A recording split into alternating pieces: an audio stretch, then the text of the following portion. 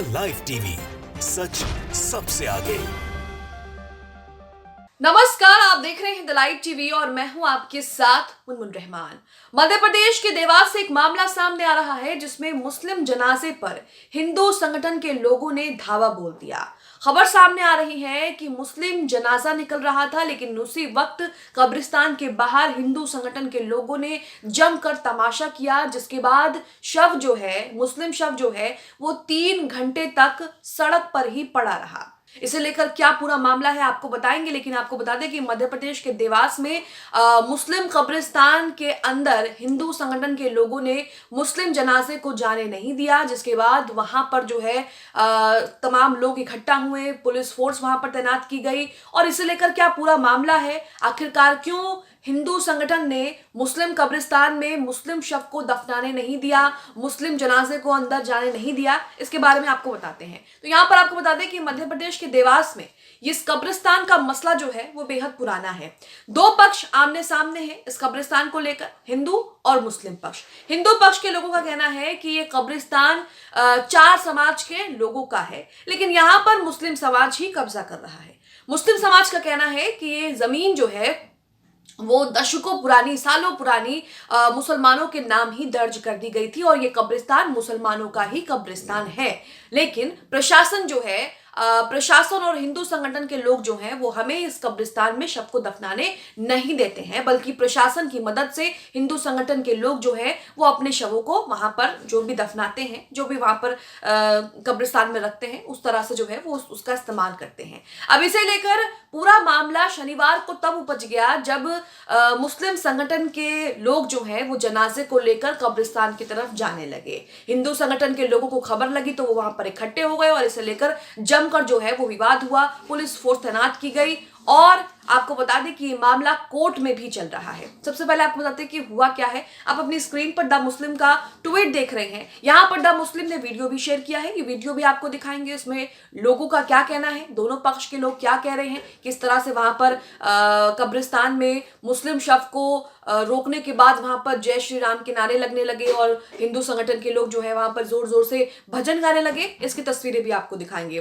तो यहाँ पर लिखा है मध्य प्रदेश, लोकेशन है देवास मध्य प्रदेश। मुस्लिम कब्रिस्तान में मृत मुस्लिम को हिंदू संगठन ने दफनाने नहीं दिया।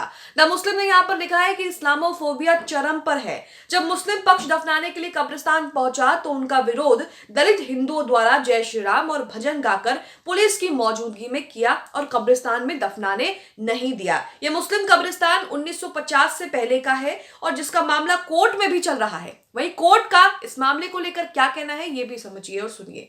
वहीं कोर्ट ने मुस्लिम पक्ष को यथास्थिति यानी कि मुस्लिम दफना सकते हैं इस तरह का ऑर्डर दिया है, लेकिन उसके बावजूद भी हिंदू समाज के लोगों ने मुस्लिम पक्ष के जनाजे को अंदर जाने नहीं दिया। यहाँ पर आप विवाद का वीडियो देखिए, किस तरह से शव को रोक लिया, जय श्री राम के नारे लगाए जा रहे हैं, भजन गाया जा रहा है, जोर जोर से पुलिस की मौजूदगी में जो है वहां पर जो है जो धार्मिक नारे और जो धार्मिक भजन है वो गाए जा रहे हैं। सुनिए।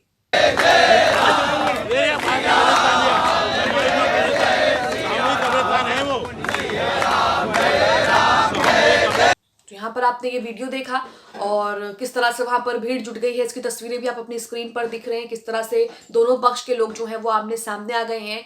अब आप अपनी स्क्रीन पर एक वीडियो सुनिए जिसमें एक बुजुर्ग बता रहे हैं कि प्रशासन ने खुद गड्ढा खुदवाकर, कोविड के समय पर खुद गड्ढा खुदवाकर जो है इस कब्रिस्तान में दूसरे पक्ष के लोगों के शव को दफनाया है। हमारे कब्रिस्तान में दूसरे पक्ष के लोगों को दफनाया है और अब हमें जो है वो दफनाने से रोका जा रहा है। सुनिए मुस्लिम बुजुर्ग को।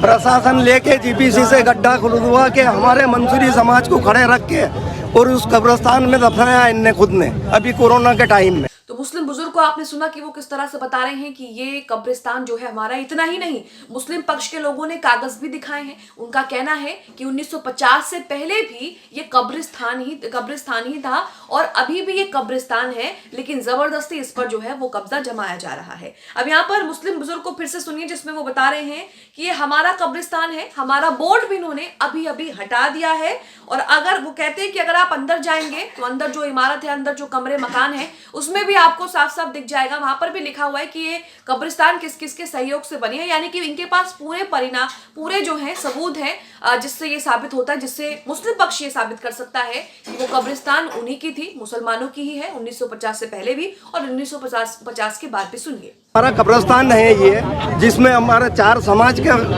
बोर्ड लगा हुआ, वो हिड़वा दिया अभी में महाराज जी के और विधायकों के यहाँ पे शिलान्यास। अब यहीं पर एक और शख्स बताते हैं मुस्लिम पक्ष की तरफ से ही कि कब्रिस्तान की जमीन नुजूल में बरसों से मुसलमानों के नाम दर्ज कर दी गई है। यहाँ पर वो ये भी कहते हैं कि 1950 से पहले भी यहाँ पर कब्रिस्तान था, उससे बाद भी है और आज भी यहाँ पर कब्रिस्तान है। सुनिए उन्हें। 17,903 वर्ग मीटर जमीन सार्वजनिक मुस्लिम कब्रिस्तान के नाम से नजुल में 1972 से दर्ज है। तो यहाँ पर आपने मुस्लिम पक्ष को सुना कि मुस्लिम पक्ष का क्या कहना है, उनका इस पूरे मामले को लेकर क्या कहना है।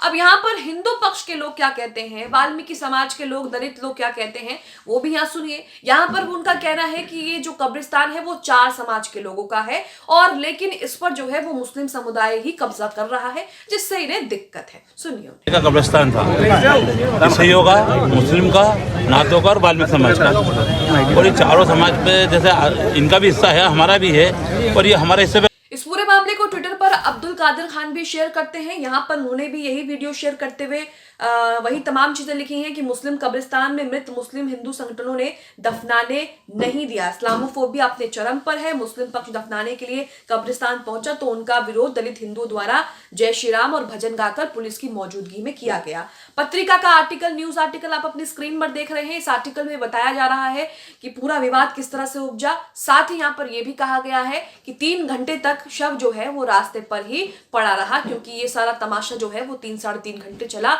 पुलिस भारी फोर्स जो है, पुलिस फोर्स जो है वहां पर भारी संख्या में तैनात किया गया ताकि कोई भी अप्रिय घटना जो है वहां पर नहीं हो सके। यहाँ पर बताया गया है कि ये जो विवाद है वो विवाद जो है वो लंबे समय से है।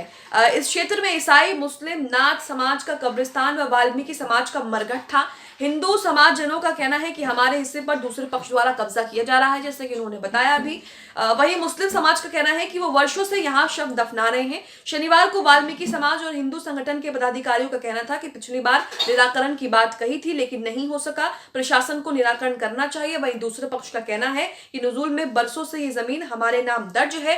दोनों पक्षों को समझा दिया गया। दस्तावेजों के आधार पर आगे की कार्रवाई की जाएगी। सुलह का रास्ता निकलकर स्थायी समाधान किया जाएगा, वहां के एसडीएम बिहारी सिंह का ये कहना है। तो ये आप देख रहे हैं कि किस तरह से पूरा विवाद जो है वो उपजा है और इसी के साथ किस तरह से वहां पर हिंदू और मुस्लिम संगठन जो है वो आमने सामने आ गए। लेकिन यहाँ पर आप देख सकते हैं कि किस तरह से नफरत जो है वो 7वें आसमान पर से चढ़कर बोल रही है।